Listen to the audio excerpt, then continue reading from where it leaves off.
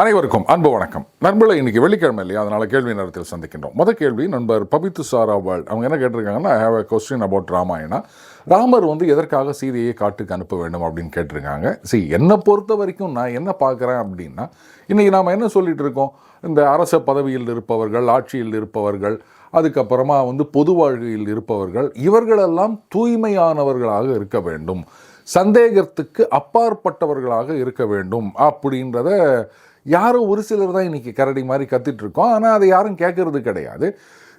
அமெரிக்காவில் பார்த்தீங்கன்னா தனி மனித ஒழுக்கம் அப்படின்றத பற்றி அவங்க யாரும் கவலைப்படுறதே கிடையாது. அட்லீஸ்ட் நாமளாவது ஒரு தலைமுறைக்கு முன்னாடி வரைக்கும் இந்த தனி மனித ஒழுக்கம் அப்படின்றதுக்கு முக்கியத்துவம் கொடுத்துருந்தோம். இப்போது அதெல்லாம் கூட குறைஞ்சிட்டு வருது. ஆனால் அமெரிக்காவில் அது ரொம்ப நாளைக்கு முன்னாடியே போயிடுச்சுங்க. தனி மனுஷன் எப்படி ஒன்றா இருக்கலாம், அது அவனுடைய சுதந்திரம் அப்படின்னு ஆகிப்போச்சு. அப்படிப்பட்ட நாட்டில் கூட ஆட்சிக்கு வருபவர்கள் அப்பழுக்கற்றவர்களாக இருக்க வேண்டும் அப்படின்னு எதிர்பார்க்குறாங்க. ஆனால் தனி மனித ஒழுக்கத்துக்கு முக்கியத்துவம் கொடுத்த இந்த நாட்டில் பொது வாழ்க்கையில் இருக்கவங்களுடைய அந்த ஒழுக்கம் குற்றச்சாட்டுகளுக்கெல்லாம் அப்பாற்பட்டவர்களாக இருக்க வேண்டும் அப்படின்றதெல்லாம் நாம் என்னைக்காவது ஃபாலோ பண்ணியிருக்கோமா? ஏன் இப்படி தலைகீழாக போயிடுச்சு அப்படின்னு தெரியல. அடுத்தது நண்பர் ஸ்ரீ கேவி அவர் என்ன கேட்டிருக்காரு, உங்களை பற்றி கொஞ்சம் சொல்லுங்க, நீங்கள் இதெல்லாம் படிச்சிருப்பீங்க அப்படின்னு தெரியும், உங்கள் பேக்ரவுண்டு. பெருசாக சொல்லிக்கிற மாதிரிலாம் ஒன்றும் கிடையாதுங்க. ஒரு சாதாரண ஒரு லோயர் மிடில் கிளாஸ் அப்படிப்பட்ட ஒரு ஃபேமிலியில் ரொம்ப கஷ்டப்பட்டு படித்ததெல்லாம் கவர்மெண்ட் ஸ்கூலு, +1 +2 மட்டும் எய்டட் ஸ்கூலு, அதுக்கப்புறம் அரசு கல்லூரி, ஆர்ட்ஸ் அண்ட் சயின்ஸ் காலேஜ், இப்படியே அதுக்கப்புறம் அரசு வேலை, அப்படியே ஓடி போயிடுச்சுங்க. பெருசாக பேக்ரவுண்டுன்னு எதுவுமே கிடையாது. அண்டு இந்த ஃபீல்டில் எடுத்துக்கினாலும் பெரிய எக்ஸ்பீரியன்ஸ் எல்லாம் ஒன்றும் கிடையாதுங்க. ஏதோ கேள்வினாலும் தான், அதுக்கப்புறம் அந்த பேசியே அந்த ஒரு பேச்சு அப்படின்றது மட்டும்தான். மற்றபடி சொல்கிற மாதிரிலாம் பெருசாக போர்டு அடிக்கிற மாதிரிலாம் ஒன்றுமே கிடையாது நண்பர். அடுத்தது நண்பர் சதீஷ் கல்லூரி அவர் என்ன கேட்டிருக்காரு, அந்த மாதிரி துரியோதனன் அந்த ராஜசூய யாகத்தில் கலந்துக்கினான் இல்லையா, அங்கே எப்படி நடந்து கொண்டான் அப்படின்றத பற்றி எதுவுமே குறிப்பு இல்லையே. தர்மராஜாவை எப்படி அவர் ராஜாவாக ஏற்றுக்கொண்டான், எப்படி அவன் விடைபெற்று சென்றான் அப்படின்னு கேட்டிருந்தார். அதைத்தான் நம்ம அந்த கடைசி 2 பதிவுகளில் பார்த்தோம். ஆக்சுவலாக அவனுக்கும் ஒரு போர்ட்ஃபோலியோ ஒதுக்கி இருந்தார்கள். அது மொய் எழுதுறதெல்லாம் அக்கௌண்ட் பண்ணுறதுன்னு நினைக்கிறேன். அதை பார்த்தீங்கன்னா தெரியும். ஸோ அவனும் இருந்தான். எப்படி ஏற்றுக்கொண்டான் அப்படின்னா, இது ஏற்கனவே ஒருத்தர் கேட்டிருந்தார், சார் இந்த மாதிரி 4 திக்குகளுக்கும் போனாங்க, அங்கெல்லாம் போயிட்டு சண்டை போட்டு தோக்குறியா இல்லை கப்பங்கட்டுறியா அப்படின்லாம் கேட்டிருந்தாங்க, இங்கே ஹஸ்தினாபுரம் போகலையா அப்படின்னு. போனதாக எந்த குறிப்பும் இல்லை. அது நான் என்ன நினைக்கிறேன்னா, அவங்களும் நம்ம ஃபேமிலி அப்படின்றதுனால அது நம்ம பண்ணால் அவங்களுக்கும் சேர்த்து பண்ணா மாதிரி தானே, அப்படி தான் நினச்சிருக்கணும். அதனால தான் அங்கே யாரும் போகவும் இல்லை, அங்கே சண்டை அப்படின்றது வருதில்ல, அவங்களும் இதை ஏற்றுக்கொண்டார்கள் அப்படின்னு நினைக்கிறேன். மேபி அங்கே குவிந்த பொன்னும் பொருளையும் பார்த்த பிறகு அவனுக்கு அப்படியே பொறாமை தீ கொழுந்து விட்டு எறிந்தது. அதை தான் நம்ம அடுத்த பதிவுகளில் பார்த்தோம் நண்பரே. அடுத்த நண்பர் ரகு என் ராமன், இந்த பதில் நல்ல கதை, I will help you, there is no protagonist in the story. அதாவது இந்த அனிமல் ஃபார்மில் நீங்கள் என்ன கேரக்டராக இருப்பீங்க, அடுத்தது நீங்கள் இந்த ஃபர்ஸ்ட் பர்சனில் சொல்லுவீங்க, இப்போ என்ன இது மாதிரி ஆகிப்போச்சுன்னு கேட்டிருந்தாரு. அதுக்கு நம்ம ஒரு பதில் சொல்லியிருந்தோம். நண்பர் நம்ம பதிலை கொஞ்சம் நல்லா கவனிக்கணும். அதில் நான் என்ன சொல்லியிருந்தேன், என்னுடைய கதைகளில் ஹீரோ ஆர் ப்ரோட்டகானிஸ்ட் அவனுடைய குரலில் நான் பேசுவேன் அப்படின்னு சொல்லியிருந்தேன். அதே மாதிரி அடுத்தவங்க கதையை மாற்றுவதற்கு நான் ஒத்துக்க மாட்டேன், எப்படி என் கதையை மாற்றக்கூடாதோ அப்படின்னு நான் சொல்லியிருந்தேன். அப்போது இதுலேருந்தே புரிஞ்சிருக்கணும், இந்த கதையில் ஹீரோ ப்ரோட்டகானிஸ்ட் அப்படின்னு யாரையுமே சொல்ல முடியாது. அப்படி நான் ஃபர்ஸ்ட் பர்சன் நரேட்டிவில் ஆரம்பிக்கணும் அப்படின்னா அட்லீஸ்ட் அது ஹீரோ வேண்டாம், ப்ரோட்டகனிஸ்ட் வேண்டாம், ஒரு வில்லனாக கூட இருக்கட்டும், ஏதோ ஒரு கேரக்டரை நான் எடுத்துகிட்டு பேசுகிறேன்னா நான் அப்படின்னு ஃபர்ஸ்ட் பர்சனில் பேசும்போது கதை அப்படி எழுதப்படவில்லை, அதை மாற்றுவதற்கு யாருக்கும் உரிமை கிடையாது. இது அட்லீஸ்ட் இப்போவாது நண்பருக்கு புரிஞ்சிருக்கும் அப்படின்னு நினைக்கிறேன். அடுத்த நண்பர் நாராயணன் சுப்பிரமணியன், அதாவது இந்த 140 எங்கே போச்சு, 139 140ன்னு போட்டிருக்கேன் அப்படின்னாரு. கரெக்டுங்க, அந்த தம்ப்நெயிலில் ஒரு சின்ன குழப்பம் நடந்து விட்டது. ஸோ டைட்டிலில் அதை கரெக்ட் பண்ணிட்டோம், தம்ப்நெயிலில் விரைவிலேயே கரெக்ட் பண்ண சொல்கிறேன். சாரி, இது கொஞ்சம் தவறு நடந்து விட்டது, ஒத்துக்கிறேன். அடுத்த நண்பர் கேள்வி, what happen to Naradar, did you leave the palace அப்படின்னு கேட்டிருக்காரு. இது நம்ம பள்ளிக்கூடத்தில் பார்த்தீங்கன்னா, அது கவர்மெண்ட் பள்ளிக்கூடத்துலலாம் இதெல்லாம் நிறைய நம்ம பார்க்கலாம். வாத்தியார் பாடம் நடத்திட்டே இருப்பாருங்க. ஒரு சில பசங்க பார்த்தீங்கன்னா, கவனிக்காமல் வேற எங்கேயோ பராக் பார்த்துட்டு இருப்பாங்க. ஆர் எல்ஸ் வேற ஏதோ உலகத்தில் இந்த இப்போ தான் சொல்கிறாங்களே அந்த யூனிவர்ஸ் அப்படின்னு அதில் சஞ்சாரம் பண்ணிட்டு இருப்பாங்க. அதுக்கப்புறம் வாத்தியார் வந்து இவன் என்ன ஒரு மாதிரி இருக்கான் அப்படின்னு சொல்லிட்டு அவர் பக்கம் பார்வையை திரும்பும்போது பார்த்துட்டு அப்படியே பாடத்தை கவனிக்கிறோம் அப்படின்றத காமிச்சிக்கணுன்றதுக்காக ஏதோ ஒரு கேள்வியை கேட்பாங்க பசங்க. அதை பற்றி ஏற்கனவே வாத்தியார் பேசி முடிச்சுட்டு 4 பக்கம் தாண்டி போயிட்டு இருப்பார். இப்போ தான் நினச்சி அது எப்போ ஒரு காதில் விழுந்திருக்கும், அதை பற்றி ஒரு கேள்வி கேட்பாங்க. அந்த மாதிரி அண்ணன் கேள்வி கேட்குறார் அப்படின்னு நினைக்கிறேன். எல்லாரும் விடைபெற்று சென்று விட்டார்கள், அவ்வளோதான். இதில் வந்து ஒவ்வொருத்தர் வந்தவங்க பேரையும் நம்ம சொல்லிட்டு இருந்தோம் அப்படின்னு சொன்னால் அதுவே ஒரு 4 பதிவு போவோம். அப்புறம் நண்பர் கேஎம்வியை சொல்லுவார், இப்படியே போனால் இது வந்து இன்னும் ஒரு 100 நாள் ஆகும் போலகுது அப்படின்னு அதுக்கும் ஒரு கமெண்ட் போடுவார். அடுத்தது அதே கேஎம்வி அவர்கள் தான் why Dhritarashtran Gandhari were not invited அப்படின்னு கேட்டிருக்காரு. அகெயின் இது பாடத்தை அவர் சரியாக கவனிக்கலை அப்படின்னு புரியுது. ஏன்னா இந்த ராஜசூய யாகத்துக்கு வந்த மகளிர் அவங்களையெல்லாம் வந்து கவனிச்சுக்கிறதுக்கு குந்தி, காந்தாரி உள்ளிட்ட சிலரை வந்து நியமித்தார்கள் அப்படின்றதையும் நம்ம பார்த்தோம்.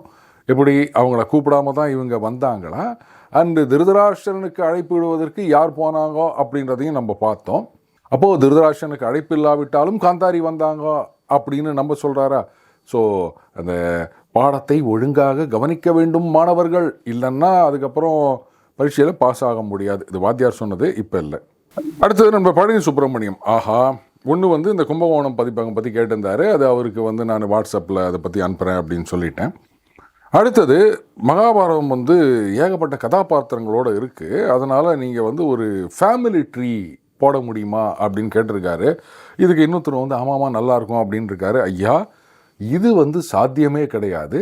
இன்ஃபேக்ட் இந்த ஃபேமிலி ட்ரீ அப்படின்றது வந்து கையில் வரையணும்னா எனக்கு வரைய வராதுங்க.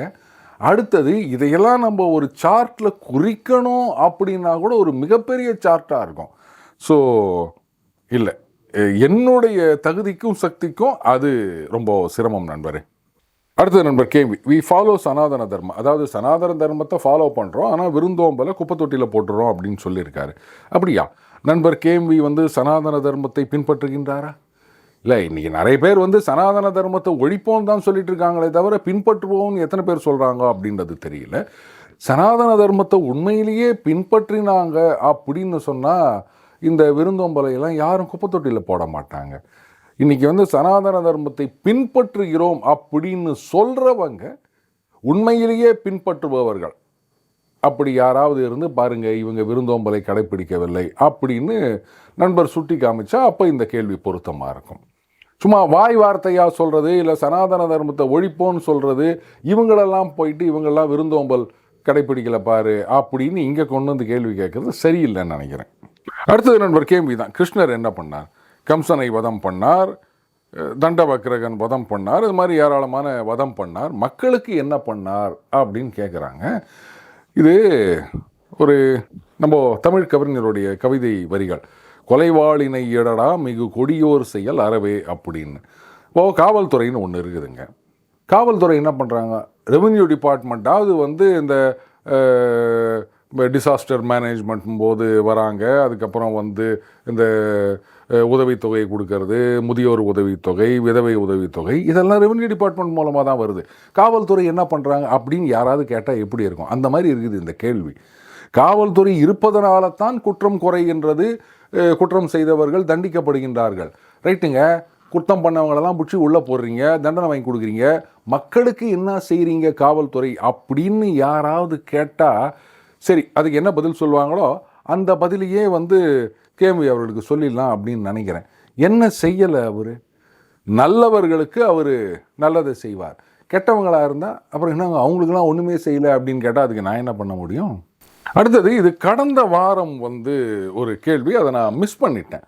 அதாவது அந்த மாலியுடைய பர்ஸ்பெக்டிவில் நம்ம பேசியிருந்தோம், அதுக்கப்புறம் அந்த சந்தியாவுடைய பர்ஸ்பெக்டிவ்லையும் அந்த கதை நேரத்தில் போட்டிருந்தோம். அப்போ அதுக்கு ஒருத்தர் என்ன கமெண்ட் போட்டிருந்தாங்கன்னா, மேபி சந்தியா வந்து ஏன் பணத்தில் வந்து குறியாக இருந்தா, என் பணத்தை என்கிட்ட கொடுத்துருங்கோ, இதை வந்து நான் என் ஹஸ்பண்ட் கிட்ட போய் கை நீட்டி நிற்கணுமா அப்படின்லாம் வந்து ஃபீல் பண்ணா அப்படின்னா, அவங்க அம்மா வந்து அவங்க அப்பா கிட்ட எப்போ பார்த்தாலும் பணம் கொடுங்கோ அப்படின்னு கேட்டுட்டு நின்றதை பார்த்ததுனால இப்படி ஆயிருந்திருக்கும். எப்படிங்க ஒரு மனைவி வந்து கணவன்கிட்ட போயிட்டு எப்போ பார்த்தாலும் காசு கொடுன்னு பிச்சை எடுத்துகிட்டு இருக்க முடியுமா? அதனால தான் வந்து சந்தியா என் சம்பளத்தை என்கிட்டயே கொடுத்துரு அப்படின்னு கேட்டிருக்கலாம். இதில் எப்படி தப்பு சொல்ல முடியும் அப்படின்னு கேட்டிருந்தாங்க. இது அந்த மாலி பேசும்போது சொல்லுவான், என்னங்க நான் வந்து 1ஆம் தேதி அவள் சம்பளத்தை வாங்கிட்டேன், அப்புறம் 10ஆம் தேதி திருப்பி கொடுக்குறேன். இது இன்னும் ஏதோ கலீக் ஸ்கூலில் வந்து மச்சி ஏதோ சம்பளம் வாங்கினே திருப்பி கொடுக்குறான்டா அப்படின்னு சொல்லிட்டு கடன் வாங்குற மாதிரி இல்லை இருக்குது. கணவன் மனைவி மாதிரி இல்லையே இது. அதனால தான் வந்து நான் 10ஆம் தேதி திருப்பி கொடுக்கல. நீ எப்போ வேணுமோ கேளு, எவ்வளோ வேணுமோ கேளு, நான் கொடுக்குறேன், இருக்குதோ இல்லையோ கொடுக்குறேன் அப்படின்றதுக்காக நான் வச்சுருந்தேன் அப்படின்னு மாலி சொல்லியிருப்பான். இப்போது கணவன்கிட்ட கேட்கறது வந்து பிச்சை அப்படின்னா, இப்போது இதே சந்தியா அவள் ஒரு இடத்துல சொல்லுவா பாருங்க, நான் காலேஜ் போகிற வரைக்கும் எங்கள் அப்பா கிட்ட தான் வந்து, அதாவது வேலைக்கு போகிறதுக்கு முன்னாடி வரைக்கும் எங்கள் அப்பா கிட்ட தான் காசு கேட்பேன். கேட்ட உடனே எல்லாம் கொடுத்துட மாட்டார். போன மாதம் தானே கொடுத்தேன், இவ்வளோ கொடுத்தேனே, அது என்னாச்சு, அதுக்குள்ளே என்ன செலவு பண்ணிட்டேன், இப்படின்லாம் கேட்டுட்டு தான் அதுக்கப்புறம் டிலே பண்ணி தான் கொடுப்பாரு அப்படின்னு சொல்லுவோம். அப்போ என்ன சந்தியா வந்து சொந்தமாக வேலைக்கு போய் சம்பாதிக்கிற வரைக்கும் அப்பா கிட்ட பிச்சை கேட்டுருந்தா அப்படின்னு அர்த்தமா? அப்படி பார்க்க போனால் பிள்ளையோ பொண்ணோ அப்பா அம்மா கிட்ட தான் வந்து வேலைக்கு போகிற வரைக்கும் நம்ம காசை எதிர்பார்க்குறோம். வேலைக்கு போனாலும் காசை எதிர்பார்க்குற பசங்களும் இருக்குது, அது வேறு விஷயம். அப்போ அது என்ன பிச்சை அப்படின்னு சொல்ல முடியுமா? சரி, அப்படியே இப்படி வாங்க, பசங்களை வளர்த்து படிக்க வச்சு ஆளாக்கி நல்லா கல்யாணத்தை பண்ணி வச்சு அவங்களுக்கு பேரம்பேத்தி பார்த்த பிறகு அதுக்கப்புறமா அவங்க வந்து முதுமை எய்திய பிறகு எல்லாருக்கும் பென்ஷன் இருக்கும் அப்படின்னு சொல்ல முடியாது. அப்போ பென்ஷன் இல்லாதவர்கள் அந்த பெரும்பாலும் பிள்ளையை நம்பி தான் வீட்டில் இருக்காங்க. அப்போ திடீர்னு ஏதோ வெத்தலை பாக்கு வாங்கணும், இல்லை ஒரு பேப்பர் வாங்கணும், புஸ்தகம் வாங்கணும், இல்லை வந்து கண்ணாடி பழசாச்சு அதை மாற்றணும் அப்படின்னு பிள்ளைகிட்ட காசு கேட்குறாங்க அப்படின்னா எப்படி அந்த வயசான அப்பா வந்து பிள்ளைகிட்ட பிச்சை கேட்குறாரு அப்படின்னு அர்த்தமா? இது என்னங்க லாஜிக்கு எனக்கு புரியல. இந்த மாதிரி நினைக்கிறது தான் நான் தப்பு அப்படின்னு சொல்லுவேன். இது சந்தியாவோட அம்மா சொல்லியிருப்பா, இந்த பாரு நீயாவது வேலைக்கு போகிற, நான் வேலைக்கு போகல, ஆனால் எப்போ எவ்வளோ பணம் வேணுமோ அதை கேட்கறது என்னோட உரிமை, கையில் இருக்குதோ இல்லையோ எப்படியாவது அதை ரெடி பண்ணி கொண்டு வந்து கொடுக்க வேண்டியது அந்த மனுஷனோட கடமை. உரிமையை விட்டு கொடுத்து இந்த மாதிரி பண்ணி நிற்கிறிய நீ அப்படின்னு கேட்பா. எப்படி இதெல்லாம் வந்து இப்போது ஒரு நண்பர் ஆர் ரூம்மேட் இப்படி வச்சுக்காங்க, 2 பேர் வந்து ஒரு ரூமை ஷேர் பண்ணிகிட்டு இருக்கோம். அந்த நேரத்தில் வந்து திடீர்னு ஏதோ ஒரு அவசரம், அவர்கிட்ட நம்ம காசு கேட்குறோம் அப்படின்னா அது கடன். அப்போது அதை போய் நம்ம பிச்சைன்னு சொல்கிறோமா? நண்பர்கள் ஒரு 4 பேர் போகிறாங்க, அதில் ஒத்த நாளில் செலவு பண்ண முடியல அப்படின்னும் போது மற்ற 3 பேரில் யாராவது ஒருத்தர் இவனுக்காக சேர்த்து செலவு பண்ணுவாங்க. அப்போ என்ன இந்த நண்பன் வந்து அவங்கக்கிட்ட பிச்சை கேட்குறான் அப்படின்னு அர்த்தமா? இது வந்து கல்லூரி படிக்கும்போது நிறைய பேருக்கு வாழ்க்கையில் நடந்திருக்கும். ஏதாவது ஒரு கஷ்டப்படுற நண்பன் வந்து மச்சி ஃபீஸ் கட்ட முடியல, கொஞ்சம் எதாவது ஹெல்ப் பண்ணுறா அப்படின்னு கேட்பான். அந்த பணம் திரும்பி வருமா வராதா அப்படின்றதும் தெரியாது. திரும்பி வரணும் அப்படின்னு நிறைய பேர் நினைக்க மாட்டாங்க, கொடுத்து ஹெல்ப் பண்ணுவாங்க. அப்போ என்ன இவன் நண்பன் கிட்ட பிச்சை கேட்டான் அப்படின்னு சொல்கிறதா? எப்படிங்க இந்த மாதிரி ஒரு நினப்பு வருதுன்னு எனக்கு புரியல. கணவன் மனைவி அப்படின்னும் போது அதை 2ஆக பார்க்காதீங்க. இதுதான் பிரச்சனையே. எல்லாரும் கல்யாணத்தில் வந்து அம்மி மதித்து அருந்ததி பார்க்குறோம் அப்படின்னு சொல்கிறோம். அது என்னன்னு யாருக்குமே தெரியாது. அதுவும் இப்போலாம் அந்த லேட் முகூர்த்தம், அந்த 9 மணிக்கு 10 மணிக்கு அப்படின்லாம் வச்சா எங்கேருந்து அருந்ததி பார்க்குறது? அப்படியே சும்மா அப்படியே கை காமிப்பார், அப்படியே பார்த்துக்க வேண்டியதுதான் அந்த திசையை. அந்த அருந்ததி அப்படின்றது வந்து பைனரி ஸ்டார்னு சொல்லுவாங்க. அதாவது 2 நட்சத்திரங்கள், ஒன்று வந்து கிளாக் வைஸு, ஒன்று ஆன்டி கிளாக் வைஸ் இப்படி இருக்கலாம். அது 2மே பார்த்திங்கன்னா தனித்தனி நட்சத்திரங்கள். அதை வெளியிலேருந்து பார்க்கும்போது நமக்கு அது ஒரே நட்சத்திரமாகத்தான் தெரியும். இப்போது 2மே வேறு திசையில் சுற்றுற மாதிரியும் இருக்கலாம், ஆனால் நம்ம பார்க்கும்போது அது ஒரு நட்சத்திரமாக மட்டும்தான் தெரியும். அந்த மாதிரி தான் ஆண் பெண் அப்படின்றவங்க வந்து வெளி உலகத்துக்கு எப்படி தெரியணும் அப்படின்னா ஒரே ஆளாக தெரியணுமா? அது 2 பேர் கணவன் மனைவி அப்படின்னு அவங்களுக்கு தெரியும். பார்க்கும்போது கண்ணில் 2 உருவமாகத்தான் தெரியும். ஆனால் உள்ளத்தில் அது ஒன்றாக இருக்க வேண்டும், ஒன்றிணைய வேண்டும் அப்படின்றது தான் இங்கே தத்துவம். அருந்ததி பார்க்கறது அப்படின்றது அதில் இங்கே நீயா நானா அப்படின்றதே கிடையாது. எல்லாமே நாம், அவ்வளோதான். சிங்குலர் தான், சிங்குலாரிட்டி தான், அங்கே ப்ளூராலிட்டியே கிடையாது. அப்போது நான் என் பர்ஸ்லேருந்து பணம் எடுக்கிறேன் அப்படின்னா ஐயோ நான் வந்து என் பர்ஸுக்கிட்டேருந்து பிச்சை கேட்குறேன் அப்படின்னு சொல்லுவேன்னா? என் பர்ஸு நான் எடுக்கிறேன், என் கை, அப்படி தானே சொல்கிறோம். அதே மாதிரி தான் என் மனைவி படம் நான் எடுத்துக்கிறேன், என் கணவர் படம் நான் கேட்டு வாங்கிக்கிறேன், இல்லை நான் எடுத்துக்கிறேன், அவ்வளோதானுங்க. தயவு செஞ்சு இந்த மாதிரிலாம் நினைக்காதீங்க. இப்படி சொல்லி சொல்லி சொல்லி சொல்லித்தான் இன்றைக்கி உறவுகளையே நம்ம சிதைச்சிட்டு இருக்கோம். நான் அன்றைக்கே சொன்னேன், எப்படிங்க எந்த ஒரு ஆணாவது என் சம்பளத்தை யாரும் கேட்காதீங்கோ அப்படின்னு சொல்கிறானா, அதையே இந்த பக்கம் மட்டும் என் சம்பளத்தை யாரும் கேட்கக்கூடாது அப்படின்னு சொல்கிறோம். யாரும் ஊதாரித்தனமாக வெளில செலவு பண்ண போகிறது கிடையாது. நான் சொல்கிறது எக்ஸப்ஷன்ஸை விட்டுருங்க. எல்லாருமே குடும்பத்துக்காகத்தான் செலவு பண்ண போகிறோம். அப்படி இருக்கச்ச ஆண் மட்டும் அந்த மாதிரி சொல்கிறதில்ல, பெண் மட்டும் ஒரு சிலர் இந்த மாதிரி சொல்கிறாங்க அப்படின்னா இந்த மாதிரி தான். கணவன்கிட்ட காசு கேட்டால் அது பிச்சை எடுக்கிற மாதிரி அப்படின்னு சில பேர் கிளப்பி விட்டுருவாங்க போல இருக்கு. அதனால் ஏன் பணம் நான் கையில் வச்சுட்டு நான் செலவு பண்ணேன், நான்லாம் பிச்சை கேட்க மாட்டேன் அப்படின்னு ஆரம்பித்தா அப்போ அது தாம்பத்தியமே கிடையாதுங்க. அந்த லிவிங் டுகெதரை விட மோசமான நிலைமைன்னு நான் சொல்லுவேன். அது அடுத்தது நண்பர் அபூர்வா ஸ்ரீ, இவங்க மட்டும் இல்லை, இன்னும் சில பேர் அதை மென்ஷன் பண்ணியிருந்தாங்க. அதாவது துரியோதனன் அந்த அரசவையில் தடிக்கு விழறான், தண்ணியா என்னன்னு தெரியாமல் மயங்கி விழுகின்றான், செவுத்தில் முட்டிக்கிறான். அப்போ பீமன் உள்ளிட்ட பாண்டவர்கள், அதாவது பீமன், அர்ஜுனன், நகுல, சகாதேவர்கள், அதுக்கப்புறம் பணியாளர்கள், இவங்கள்லாம் சிரிக்கிறாங்க. திரௌபதி சிரித்ததாக எங்குமே இல்லையே அப்படின்னு. இது நம்ம ஏற்கனவே ஒரு கேள்வி நேரத்தில் நினைக்கிறேன் கிளாரிஃபை பண்ணியிருந்தோம், பதிவுலையும் சொல்லியிருந்தோம். அதாவது எங்கேயுமே திரௌபதி பார்த்து சிரித்தாள் அப்படின்னு ரெஃபரன்ஸ் இல்லைங்க. இவங்க தான் பார்த்து சிரித்தாங்க.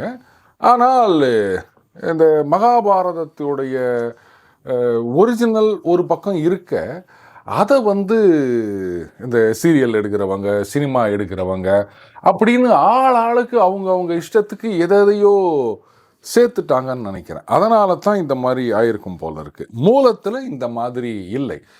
இது நம்ம பார்த்துட்டோம். இது கிஷோரி மோகன் கங்குலி வெர்ஷன்லேயும் பார்த்துட்டோம், கும்பகோணம் பதிப்புலேயும் பார்த்துட்டோம்.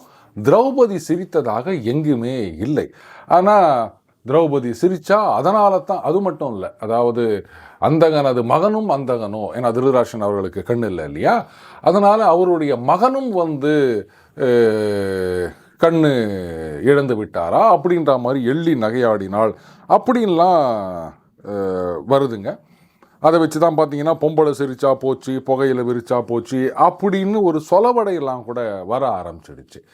இதுதான் ரொம்ப தப்பு அப்படின்னு நான் சொல்வேன். ஸோ இந்த மாதிரியான ஒரு மிஸ்கன்செப்ஷன், தவறான கருத்துக்கள், தகவல்கள், இதையெல்லாம் அண்டூ பண்ணணும் அப்படின்றது தான் நமது அண்டூவுடைய முக்கியமான நோக்கமே. வழக்கம் போல் இந்த பதிவு நீளமாக இருந்தால் 2 பதிவுகளாக வெள்ளி சனிக்கிழமை வரும். அப்படி இல்லை அப்படின்னா வெள்ளிக்கிழமை மட்டும் வந்தது அப்படின்னு சொன்னால் சனிக்கிழமை பதிவு வராது. ஏன்னா ஏற்கனவே நம்ம சொல்லியிருந்தோம் சனி ஞாயிறு லீவு அப்படின்னு. 2 வாரமாக நம்ம லீவ் போடாமல் வந்திருக்கோம். ஸோ ஒட்டுக்கா ஒரு நாள் சேர்த்து லீவ் எடுத்துகிட்டு போயிடுவோம் நண்பர்களே, ஜாகிரதையாக இருங்க. ஞாயிற்றுக்கிழமை அனிமல் ஃபார்ம் 2வது அத்தியாயத்தில் சந்திப்போம். மீண்டும் அடுத்து இணைந்திருப்போம். வணக்கம்.